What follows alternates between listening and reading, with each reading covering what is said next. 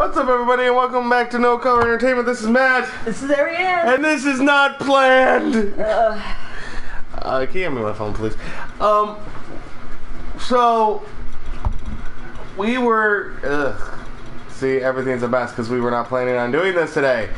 We were just sitting here, and this is going to be a nice, relaxing Saturday, and we weren't going to do anything. It's going to be a nice, lazy day. I had a bye week in Madden. Didn't have to do anything. And then we turned to the channel, what were we watching, MSNBC? I think so, yeah. And Trump has a speech in Gettysburg where he's going to lay out policy. So, sure, why not? So we sit down and we watch it, and about halfway through, we realize, shit, we're going to have to cover this. Because we always say that we're not biased. We're not for or against any candidate. Wow.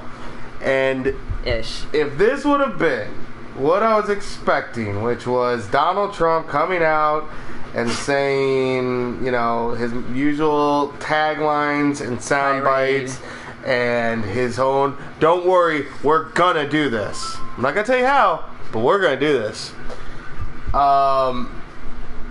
If that would have been the speech, this would not have happened. But actually, and it begrudges me, and I believe it begrudges Ariane to say this, that was Trump's strongest performance of this campaign.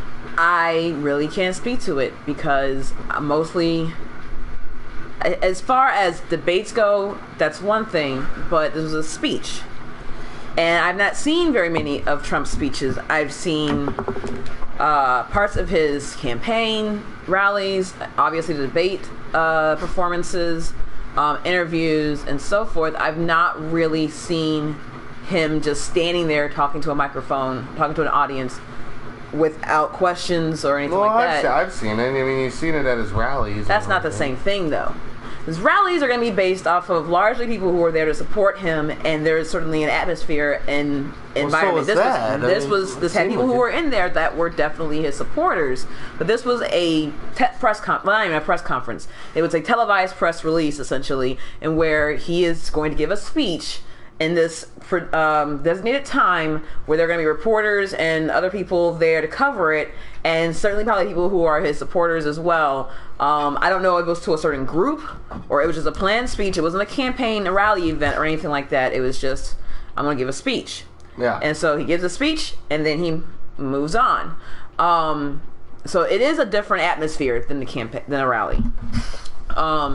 It's smaller, it's more intimate, it's supposed to be. And it's supposed to be more serious. And so I will say that it was a strong performance in that it gave a lot more insight than what has been previously released to what his actual policy, rationale, and numbers to support it are. I do take issue with a number of things that he said. Yeah. I do agree with some of the presumption of some of the things that he wants to get done. But to be fair, and let me play devil's advocate here, when was the last time a politician laid out their policies and you agreed with every single one of them? No one. Okay. Just want to make that clear. No. Make that clear that we're not being biased here. All politicians have something we don't agree with. No, well, that was the point I made in our last podcast, was that that's not possible. No, yeah, and there's one thing that really surprised me. It really caught me off guard when he came out, and I had not heard this from him in any of the debates, in any of the coverage, anything. When he came out, and one of the first things he said was, I am going to mandate term limits on Congress.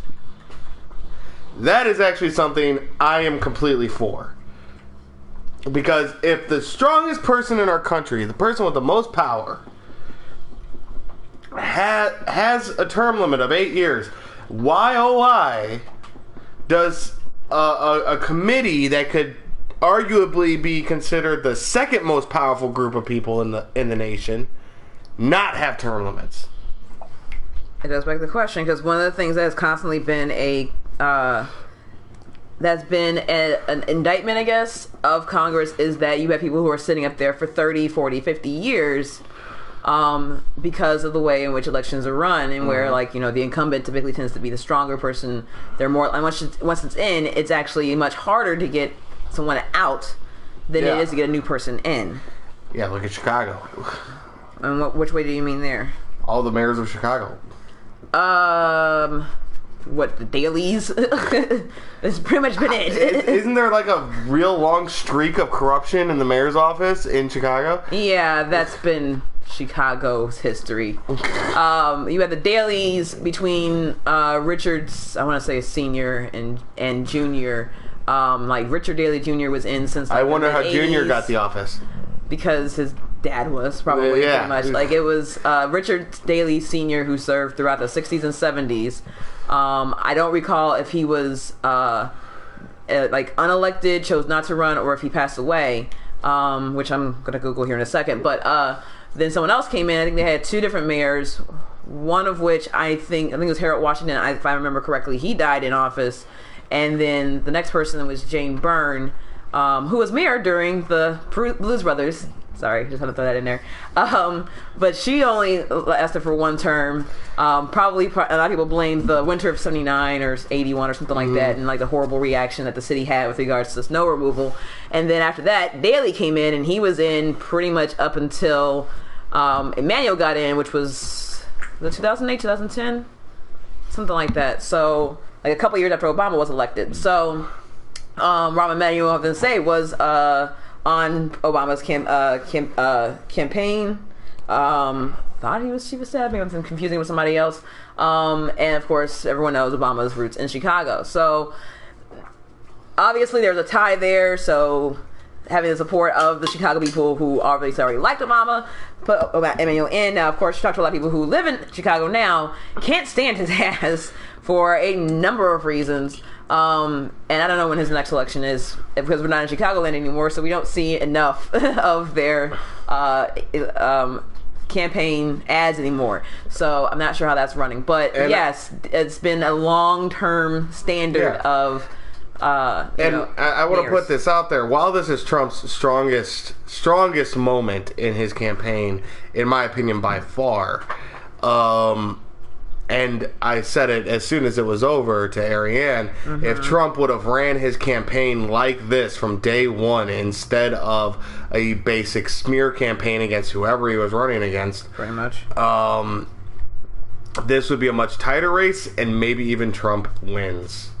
But in my opinion, in my humble middle-class opinion, it is too little, too late. He came out, he said some things that I definitely agreed with, eliminating Common Core, which we'll talk about later too. Term limits on Congress, tax cuts for the middle class, even though you have to have 2 kids to get the tax cuts. Like, well, that pretty much voids any.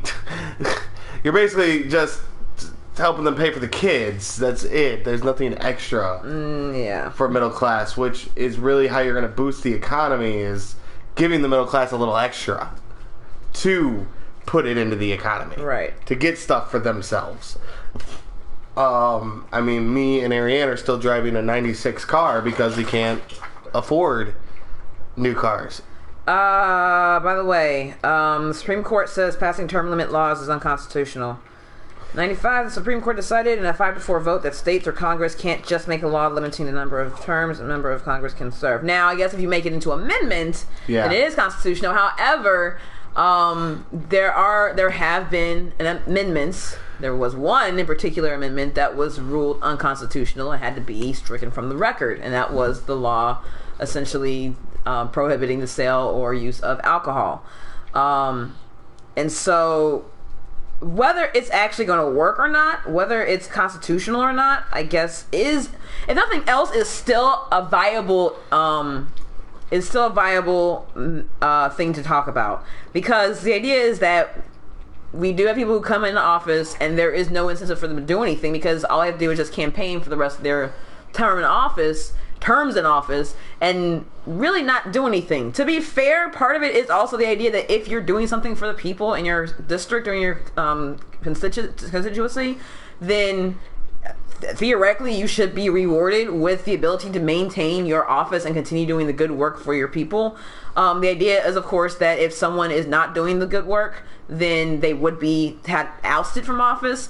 We know that's not necessarily always true. You have people who do fantastic work and then get ousted, and then people who don't do anything and get to stay, and it's all from the same problem of how people run their campaigns. If you're going up against an opponent who is incredibly savvy, who looks good, and knows how to spin, and this is historically speaking, then no, it's a good chance that you might find yourself in an uphill battle, even though you are the incumbent, despite your record. If you're somebody who is going against somebody who has all the resources of their office laid against you, and you are trying to come up and point out the same things that they're doing wrong, and they're being savvy and so forth, then it's very hard to get that person out. So it's not to say that term limits are in and of itself the solution, but it does beg the question of how we are running our elections so that we are providing the best opportunity for the best people to get in there.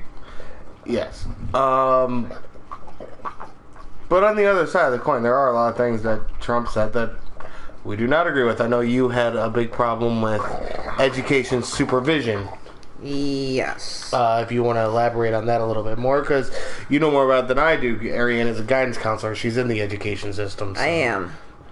And so, one of the biggest issues that I have faced as a new school counselor, but just in general, in my time in education overall, has been the standards at which students are being held to in order to prepare to create college and career readiness. That is the big buzzword. There are two big buzz phrases that you'll hear with regards to education if you're an educator, and possibly if you're a parent of students in the K-12 education system, and that is college and career readiness and highly qualified education or educator. Those are incredibly vague terms, but they are defined based off of standards that have been designated by individual states, districts, and so forth. The state sets the bar, and then the districts have to do their best to meet or exceed that bar. The problem that we've had with education in this country in the past has been that, one, the standards are, I won't call them arbitrary, because there is something to be said that you should have a certain amount of math, quantitative reasoning, and English language education, civics, and so forth, in order to be a successful and productive citizen of this country and of this world. The issue is, how do we determine that students are being properly educated? You have students who graduate from high school who don't have a better than 6th grade reading average. We have students who are going to college who are flunking out because they weren't properly prepared, even though they have a high school degree, a high school diploma, and the grades to prove so. And then we have, in the same token, people who are being pushed into the college career readiness system, as in, like, they're being pushed into college without really the proper education or an alternative to that. And part of that has been through budgeting, in all honesty.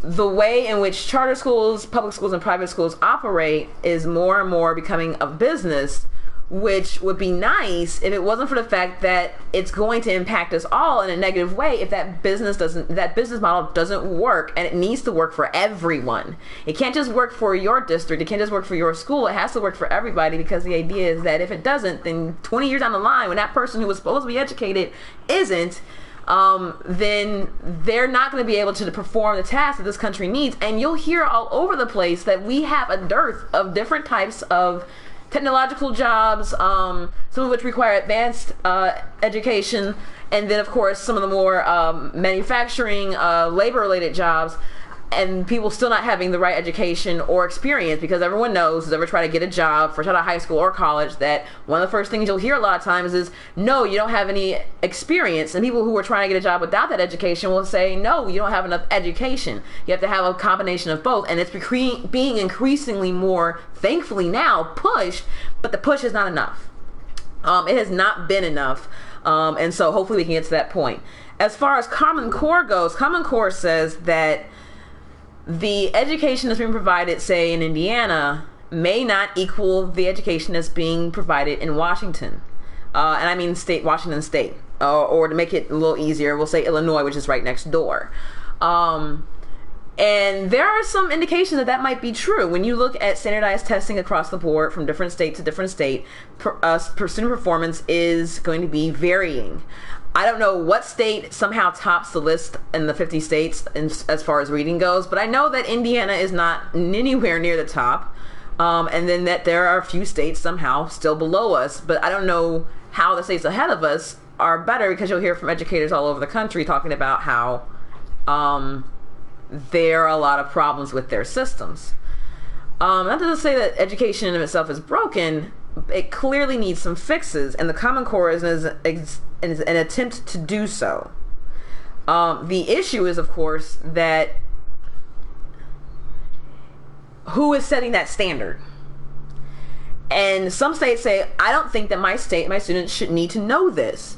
And they have some legitimate concerns for that.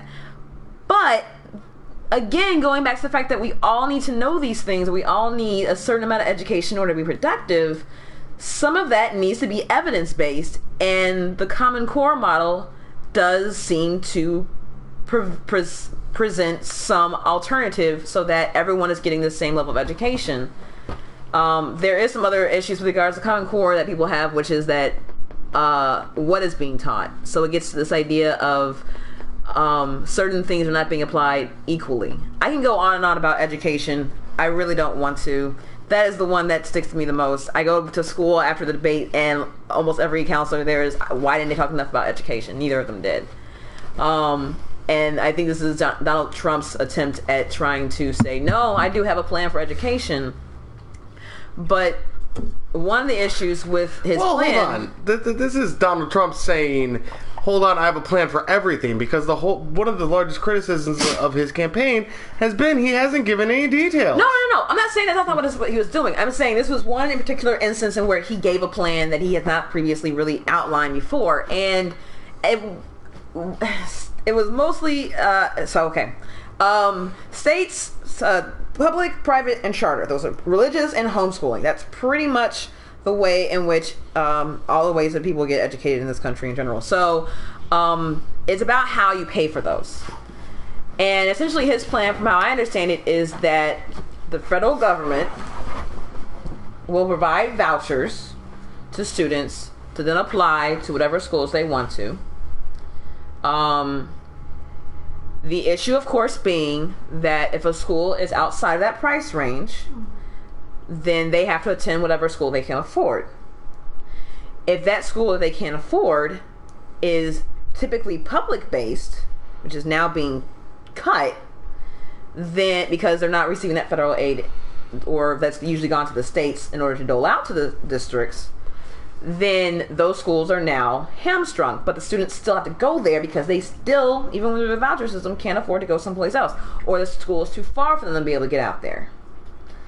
And if the school is in a poor area, which is already suffering because it doesn't have enough money coming in from tax revenue to go ahead and support that school, then it's making it even harder for them to do their job. So now you have schools that are turning out people who are not educated enough to go on to the next level. Now that's already happening. You don't really need the federal government's help for that. But this exacerbates the problem, essentially. It's still turning education into a business. And it was created in public for a reason. Well, that's Trump's answer to everything. Turn everything into a business. Healthcare, make them compete, turn it into a business. He even said at some point about a family going in for medical treatment that the hospitals will welcome them and be ready to do business. It's specifically for the VA, for veterans. It was specifically for veterans. Okay, but that still bothers me, because why are you referring to healthcare as a business? Because it's essentially been running as a business model for decades. And it shouldn't. Because healthcare, I mean, that's taking care of other people. That shouldn't be considered a business. That should be just decency. There is, and I'm not trying to play devil's advocate. Here's the thing that I've always kind of disliked about his rhetoric, and in general Republicans, but not always, and not all of them. I'm not saying that. And to the extent some Democrats, I hear it less from them, and it might just be me interpreting it less from them, that business is the way to go for everything, and it will work, and the free market will work itself out. And we're not a republic. I don't even know where to start with that one, but I'm not going to. So, when it comes to decency and so forth with healthcare, the problem is that you do need money in order to pay for the technology and the prescriptions and the research and the infrastructure that allows for hospitals and healthcare to exist. And for the personnel, obviously.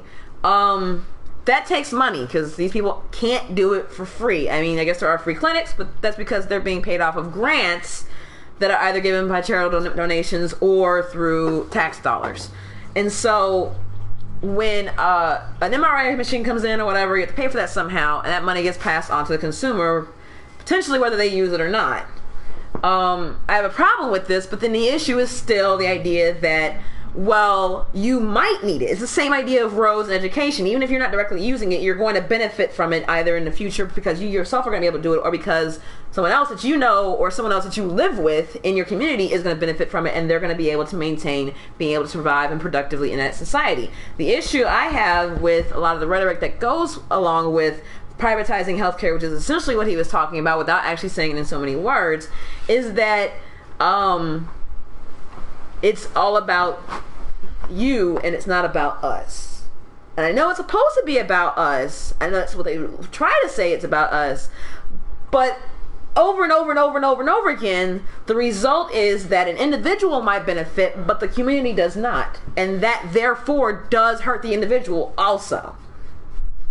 So, well, and one thing I'd like to ask you all to do, because we were not able to, because again, we were not prepared to podcast this. One thing I want you guys to do is go onto Google and on whatever search engine you choose and find out, watch the speech again, and then find out how many of these major policy changes that Trump would be making does he have a stake in. Look at the Trump business. Do some research into it and find out how many of these things would benefit him and his family. Because I have a sneaky suspicion, just based on the character that he has portrayed, that a few of them are going to help Trump. Well, the trade one in particular, yeah. Yeah. And that was the one that I think probably stuck out in my mind the most, as I don't know how he would try to do it. And the other thing is, he said he's going to do all this shit in the first 2 days. The Congress limits, term limits, the eliminating Common Core, repealing and replacing Obamacare, all this in the first 2 days. That is not realistic. Well, I think that, if I may, and I'm going to go get some coffee, so hopefully you guys can still hear me. They can't. Ah, crap. I'll be right back. We will return shortly to your non-scheduled programming. Okay, so if I may try to add some to try and interpret.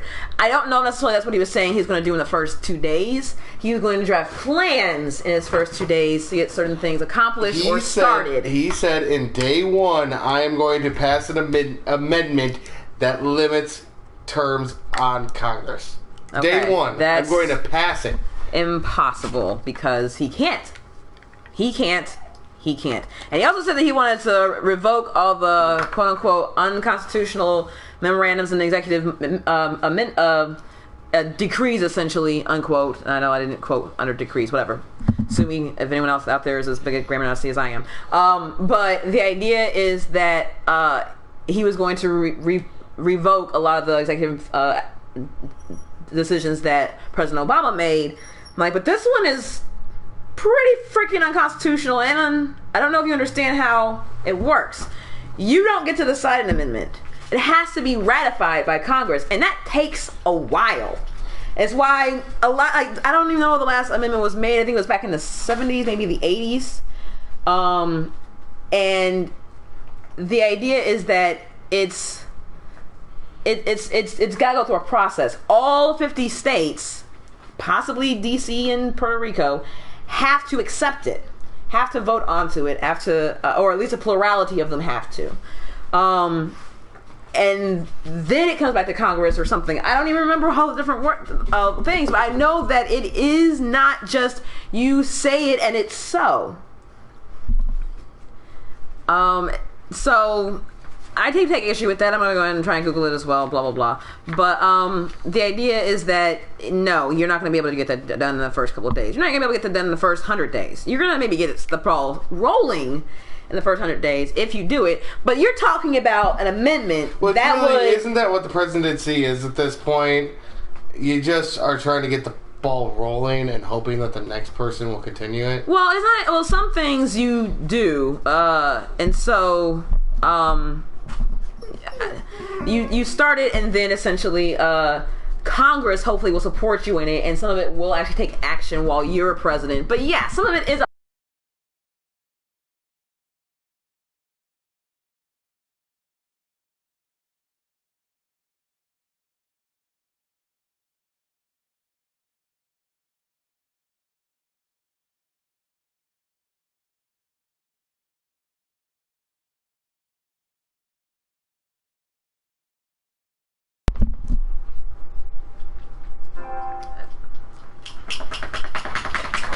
Alright, sorry about that, dog. I played the mic again.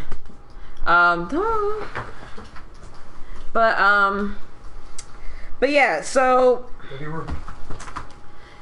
the idea is that, yeah, you do kind of hope that some things aren't going to get undone, but some things do need to be undone, which is why we live in a democracy, so that it's changing because the times change and people change, and so as circumstances change, we try and change along with it. But yeah, I don't know how that works if the people that you're trying to limit the power of are directly responsible for limiting their own power. It'd be nice to think that that's something that they can go ahead and do. That's something nice to think that they would all see the benefit of. I don't know what the term limit should be, though.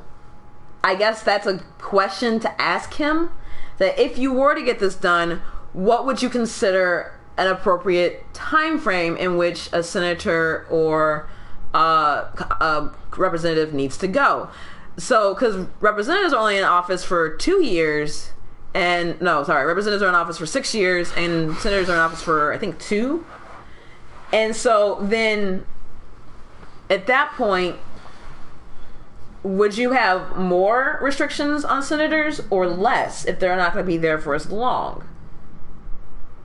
What do you think, babe? Anything? Okay, so... Oh, I was just talking, so...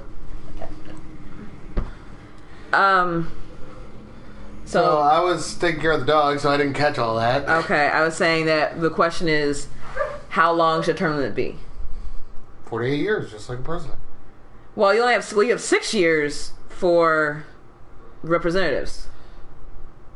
Like that's their term limit. That's their term length. Why can't everyone be 4 years and your max is 8?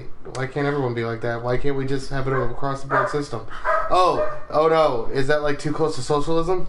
No, that was actually I think built into the Constitution initially. Well, I think it's just like anytime anyone says anything, then just do it across the board. The socialist is usually the boogeyman that gets called.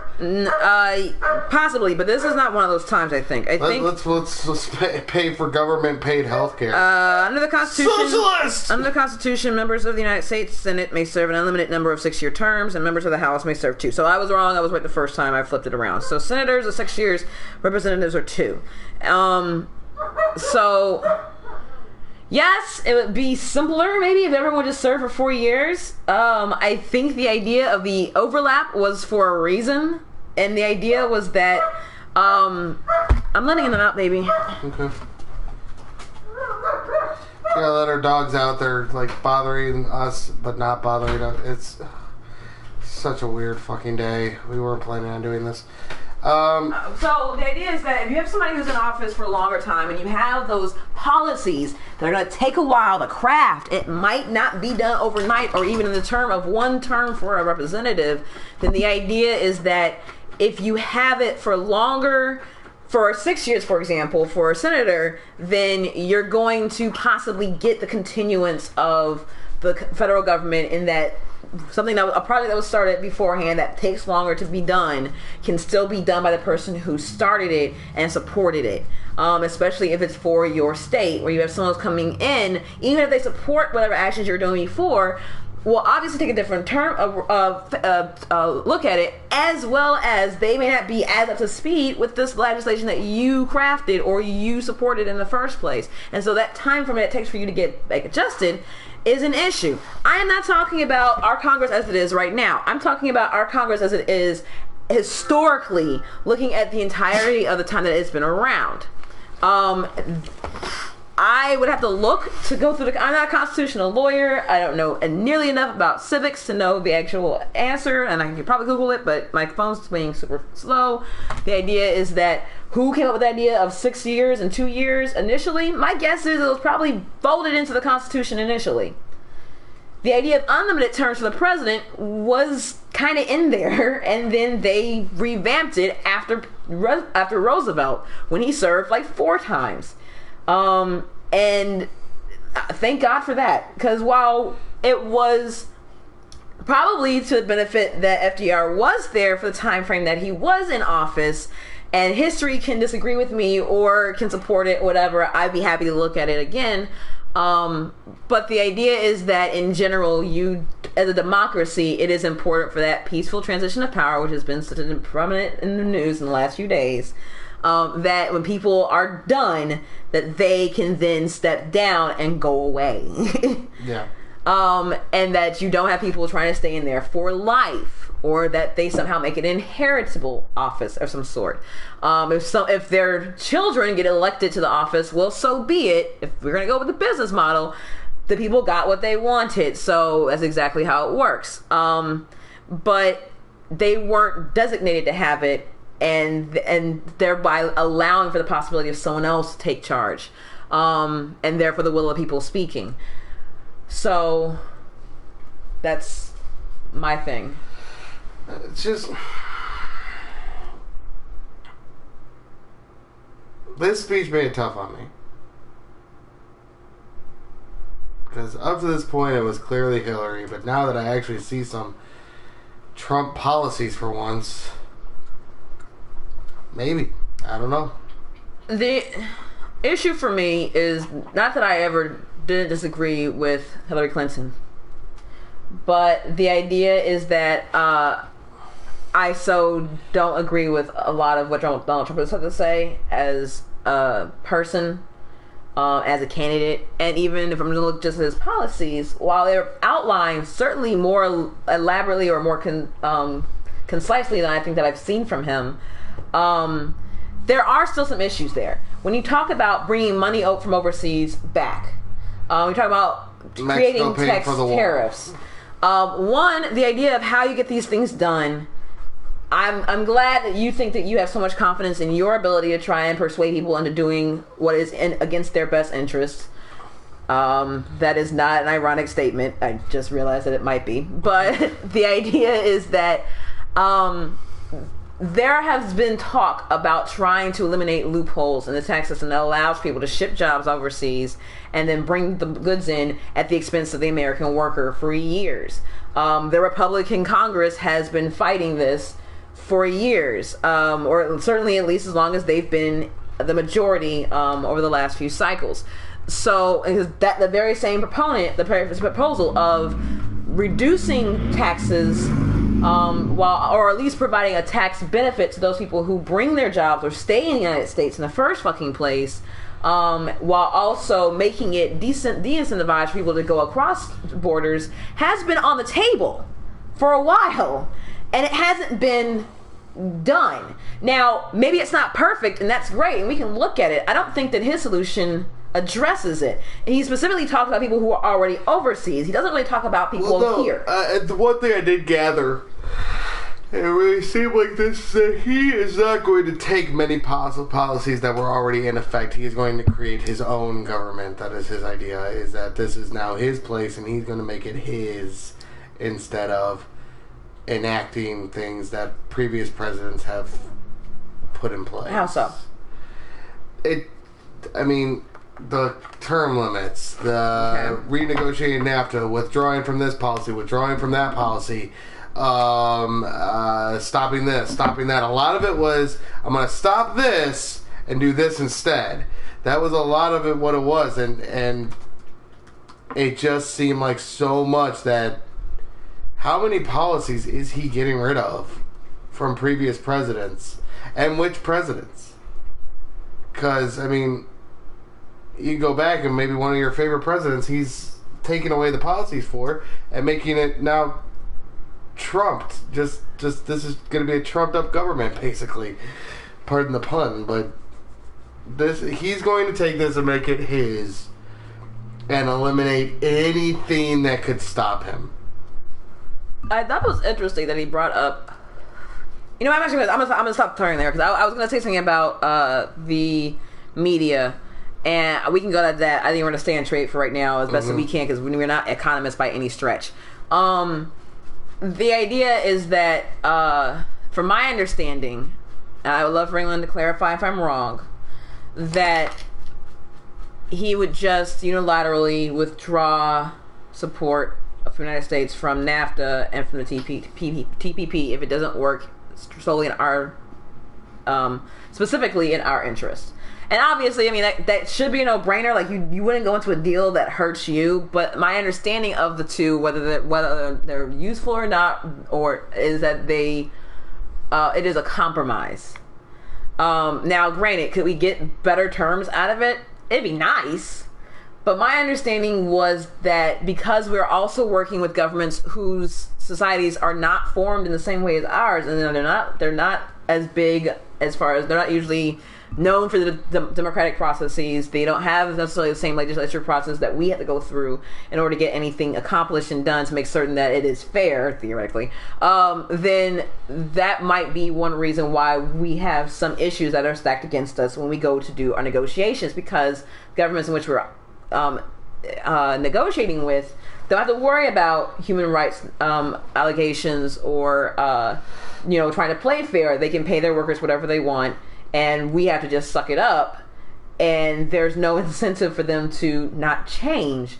These things were, TPP and specifically was drafted to try and address some of the issues, specifically with regards to, I guess, intellectual property. Again, gotta look it up more, but I'm not coming out for it because I don't know enough about it. In all honesty, it seems like if there's enough support against it on both sides of the aisle, that maybe it was a bad idea, but I'm not sure why. Because I have a suspicion that they're against it for different reasons, and so I don't know on that one. I do believe that he is probably more, when he talks about bringing billions over, he was talking more about in the terms of how it's going to help the middle class. And so when it's in conjunction with other things you want to do, such as regulations and so forth and so on, which is another thing that a lot of countries don't necessarily have to adhere to that we do. But that's for a reason.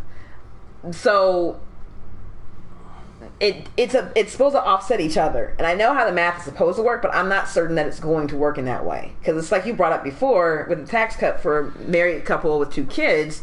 A lot of that money is going to get offset by the cost of education or whatever else they're doing for supporting their children, and not necessarily for themselves, not necessarily for their health care, not necessarily for their retirement, not necessarily for their housing. It's just going to offset some of the cost of living probably for the children, which is great because then maybe it makes education a little cheaper for them later on, but there's no guarantee of that. Now, when you take all the other tax cuts and benefits that are coming up because of the money coming in from overseas, maybe, but I don't think so. There's probably more likely that money's going to go straight into the pockets of the person who's been trying to get a hold of it for years anyway. And there's no reason to assume that they're going to go ahead and pass it on to us. I just, again, and I think we're going to start wrapping up here, because again, we weren't prepared to really talk about this as much. I think we've gotten as much out of it as we could. But my conclusion is that it is too little too late for Trump. It is, yes, his strongest speech thus far, and definitely made me think a little more. But after a year and a half of nothing but smearing, which Hillary's done her share of smearing, but she at least brought up an issue every once in a while. I'm not sure that it's smearing when you replay someone else's words. Yeah, but the point is that's the focus. Yes. It's a smear campaign when you're focused on what your opponent has done wrong. That's what a smear campaign is. Focusing on your opponent's faults. I want a president that focuses on the issues. Okay. Gary Johnson is not a viable option because he doesn't even know the fucking issues. Jill Stein is just, it's not going to happen. I'm really close to just voting for that. Joe Exotic? Yeah, Mr. Exotic from Florida with a tiger farm and 2 gay boyfriends at the same time. It's a fucked up election. Yes. It really is, and it's starting to wear on me a little bit. Just now? Yeah, I guess partly the YouTube channel helped me kind of keep some energy going with it, because at least I'm somewhat serving my own needs. But it's getting to the point where I just don't fucking care anymore. But thus is life, and I'm still going to vote on November 8th, because if you don't vote, that is just, it's not a good answer to say, yeah, the world's ending, but I didn't vote for him. And that was them, either, not him, as in Trump. It just, the defense of, well, I didn't vote, so it's not my fault, is just, it's cowardly. I have a tend to agree.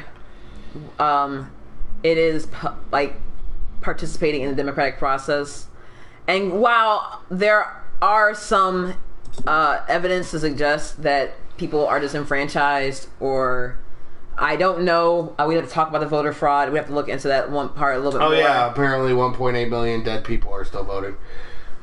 Yeah, that one I've seen evidence to discount all of it. I have to see the evidence that he's talking about to be able to say that that's true or not true. But going off of our past knowledge of Trump, it's probably some number he generated in his head and spewed it out all over. Or the 1 in 4 Americans are not working is an indication of unemployment. I'm just tired of the rigged argument, okay? You know, you're going to sit here and you're going to automatically 3 weeks before the election say that this is rigged. All these Republicans are going to come out and say it's rigged. And yet, when your candidate won a really questionable election, when it came down to Florida, there was no outcry from you whatsoever. Well, because their candidate won. And I think that's really the issue. Is well, I'm really fucking sick of that shit. Yeah. If you're going to be for or against something, you need to be for or against it universally. It's the false equivalency example, once again. And with regards to I said this last time, voter fraud versus election fraud, they're two different things. They are two vastly different things. One is saying that a voter is trying to influence the outcome of the election unscrupulously. One is saying that someone in the system is trying to influence the outcome of the election unscrupulously. And there's probably been more evidence in recent years of election fraud attempts than there have been of voter fraud attempts. Now, this might also be a matter of your sources. I know from my own personal experience of having registered to vote in the 2008 election, because I have unfortunately had the misfortune of changing residences in an election year twice now. That the first time I was told they lost my registration, which I was thankfully still registered to vote in another county, so I could go do that. but the idea was that they couldn't find my voter form, and then it shows up 3 months later. Which in the meantime, the person I was living with at the time was not registered to vote anywhere, so his vote was lost. So that sort of thing happens. I checked online today or yesterday, and both me and Matt are registered to vote in our county, which is good to know. We have the ID and everything to prove it, so hopefully there will not be any concerns there. Although on the same day, I did see on the news that our governor, Mike Pence, has indicated that there might be a voter fraud existing in Indiana, and that he is going to do everything in his power to make certain that doesn't happen. So I wonder how that's going to... Is he going to do everything in his power to stop voter fraud, or is he going to do everything in his power to stop Indiana from turning blue? Both. I'm sorry, that's not a viable answer. I think that's the outcome. Yeah, and that's horse shit. Yeah. The idea is that when you help someone, you do a voter drive, for example. Listen, I do not consider myself Republican or Democrat. I don't believe you do either. No. But I tend to very heavily lean Democrat. to lean Democrat because they focus a little more on the issues we care about. And don't get me wrong, if Bernie was running as an independent, I would already know where I'm voting. Yeah, it'd be kind of hard, but go ahead. But unfortunately, Bernie lost, which I'm not sure about, honestly. Oh no, he lost. There was certainly some bullshit going on, but he lost. So the idea, I guess my biggest problem was when, I think it was Jersey, he won the vote. But Hillary got more delegates. Yeah. Because the governor voted for her. And then the governor was quoted saying, maybe it wasn't Jersey, I may be wrong on the state, but I know that there was a governor who was quoted as saying, my vote is more important than the people's. Well, delegates certainly do kind of have that, and that there are super delegates who are worth more or something like that, and blah, blah, blah. But the idea... it's horseshit. It is horseshit. I agree. It's just going to perpetuate the feeling that it does not matter if people vote, and it's going to make more non-voters. I wish I could find the quote. It was from James Madison, and one of the founders of the Constitution and of this country and everything, and former president, blah, blah, blah, where the idea behind the Electoral College, and I looked this up because I wanted to know, because I thought that this was important. Because I hear all the time from friends and family talking about, why don't we just abolish the Electoral College? I feel like my vote should count more than it does, and the Electoral College does not do that. Yeah. The idea was that it needs to be a balance between the will of the people, like individual votes, and also a larger operating system, essentially. So representatives, which is why you have senators and representatives.